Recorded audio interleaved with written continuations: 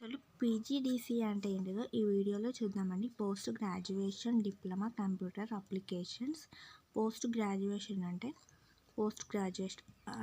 Graduation అయిపోయిన వాళ్ళు post graduation అనేది చేస్తూ ఉంటారు. అండ్ డిప్లొమా అంటే మీకు తెలిసే ఉంటుంది. So computer applications. సో మనం ఇక్కడ వచ్చేసి కంప్యూటర్ ఫుల్ ఫామ్, మనం కంప్యూటర్ గురించి తెలుసుకుంటున్నాం కాబట్టి కంప్యూటర్ ఫుల్ ఫామ్ అనేది తెలుసుకుందామండి.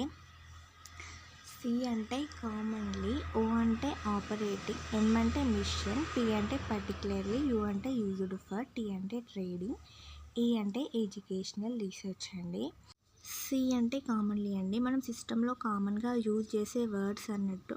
సిస్టంలో కామన్గా అయితే మనం వర్డ్స్ యూజ్ చేస్తూ ఉంటాం కదండి. So that is the commonly words అన్నట్టు. సో ఓ అంటే ఆపరేటింగ్, మనం సిస్టమ్ని ఎలా ఆపరేట్ చేయాలో మనకు తెలిసి ఉండాలండి. ఓకే. ఎం అంటే మిషన్, మిషన్ అంటే సిస్టమ్ అనేది కూడా ఒక మిషనే అండి. సిపియు అనేది కూడా ఒక మిషనే. సో అట్లా అన్నట్టు. పి అంటే పర్టికులర్లీ మనం ఈ వర్డ్సే రాయాలి, ఈ వర్డ్స్ రాయకూడదు అని కూడా ఉంటుందండి. సో యూజ్డ్ ఫర్ అని మనం ఎలా యూజ్ చేయాలి కంప్యూటర్ సిస్టమ్ అనేది మనకు తెలిసి ఉండాలండి. ట్రేడింగ్ అంటే ట్రేడింగ్ అండి. ఈ అంటే ఎడ్యుకేషనల్, మనకి ఎడ్యుకేషనల్ వైజ్గా అయినా కంప్యూటర్ అనేది చాలా యూజ్ అవుతుంది. మనం ఎడ్యుకేషన్ పరంగానే కంప్యూటర్ అనేది యూజ్ చేస్తూ ఉంటాం. రీసెర్చ్ అంటే మనం ఒక డేటాని ఎంటర్ చేస్తాం కంప్యూటర్లో. ఆ డేటాను మనం ఎతికాం, మనకు కనిపించలేదు ఆ డేటా, సో మళ్ళీ ఎతికాం, సో దానే రీసెర్చ్.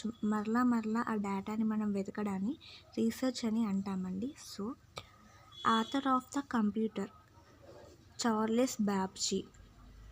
కంప్యూటర్ని కనిపెట్టిన వారు చార్లెస్ బాబ్జీ అనేవారు అయితే కంప్యూటర్ని అయితే కనిపెట్టారండి. Computer definition: computer is an electronic device. It can store the data, process the data, it can retrieve data at high speed. Computer అనేది ఒక electronic device. Yes or no? Yes. It can store the data అనేది అది store చేసుకొని మనకు ఎప్పుడు కావాలో మనకి implement చేస్తుంది కదా. సో ప్రాసెస్ కూడా చేస్తుంది డేటాను. మనం ప్రాసెస్ చేసుకోవచ్చు, స్టోర్ చేసుకోవచ్చు. It can retrieve data at high speed.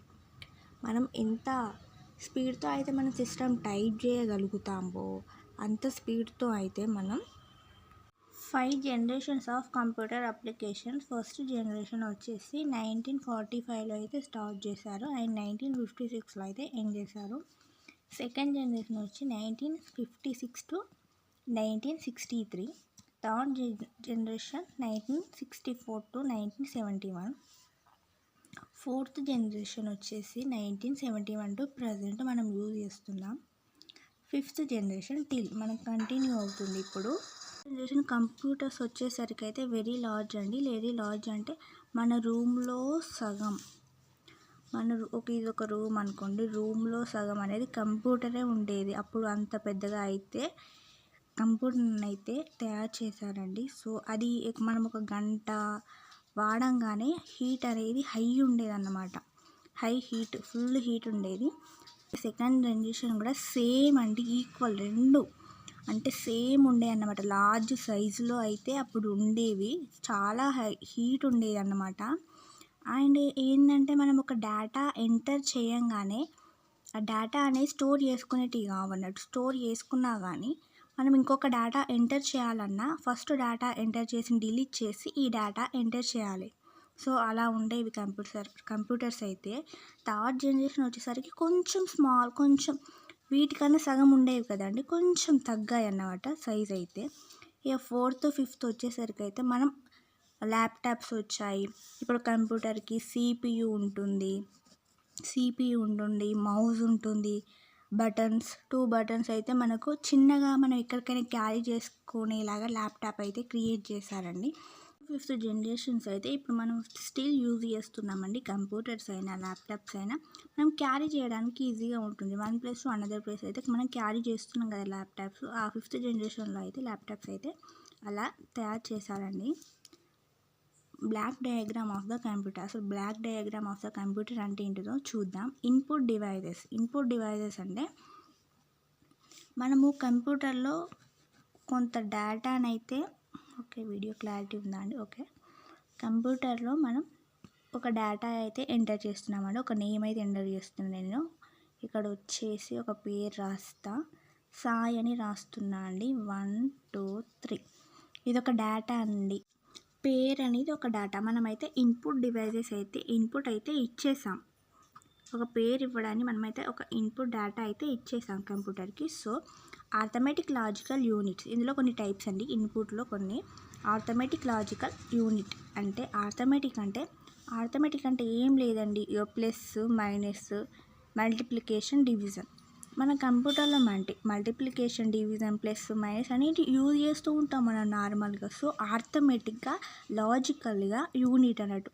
మనం లాజికల్గా అయినా ఆర్థమెటిక్గా అయినా మనం ఇప్పుడు లాజికల్గా అంటే సాయి అనే నేమ్ అండి. ఆర్థమెటిక్గా అంటే 1, 2, 3 అన్నట్టు అలా. సో నెక్స్ట్ పాయింట్ వచ్చేసి కంట్రోల్ యూనిట్. ఇప్పుడు మనం సాయి అనే పేరుని మనం ఎంటర్ చేసాం. ఇక్కడ డేటా అనేది ఎంటర్ చేసాం. దీన్ని కంట్రోల్ చేయాలి. ఇక్కడ కంప్యూటర్లో మనకు ఇంటూ అనే ఆప్షన్ పైన ఇక్కడ ఉంటుంది కదండి. దాన్ని కొట్టామంటే ఉన్న డేటా మొత్తం పోతుంది. మనం సేవ్ చేసుకోలే కదా, పోతుంది. దాన్ని కంట్రోల్ చేసేంత మనకు ఉండాలి అన్నట్టు. Control unit CU short cut. తర్వాత మెమరీ యూనిట్ అంటే మన ఫోన్లో ఎగ్జాంపుల్ మెమరీ కార్డ్ వేసుకుంటామండి. మెమరీ కార్డ్ వేసుకుంటే మనం ఫొటోస్ అయినా వీడియోస్ అయినా ఏదైనా కానీ స్టోర్ చేసుకుంటుందా లేదా మెమరీ అనేది. సో కంప్యూటర్లో కూడా అలాగే మనం ఎంటర్ చేసిన డేటాని సేవ్ చేయాలి. సాయి 1, 2, 3 అనేది రాసాం కదండి. ఈ డేటానైతే మనం సేవ్ అనేది చేయాలి. సేవ్ చేస్తేనే మెమరీలోకి వెళ్ళి మనం ఎప్పుడైతే యూజ్ అవుతుందో అప్పుడు మనం దాన్ని చూసుకొని ఆ మెమరీని మనం ఇంప్లిమెంట్ చేసుకుంటాం. డేటా అవసరం ఉన్నప్పుడు దాన్ని తీసుకొని మనం చూసుకుంటాం. దాన్నే మెమరీ యూనిట్. సేవ్ చేసుకోవడాన్ని మెమరీ యూనిట్ అంటామండి. మెమరీ యూనిట్ మనం సేవ్ చేసుకున్నాక మనకిచ్చే అవుట్పుట్ని, ఆ మెమరీని మనం సాయి అనే మెమరీని చూస్తున్నామంటే సేవ్ చేసుకున్నాక అవుట్పుట్టే ఇస్తుంది కదా సేవ్ చేస్తే మనకు కావాల్సినప్పుడు. ఎస్ఆర్ను దాన్నే అవుట్పుట్ అంటారండి.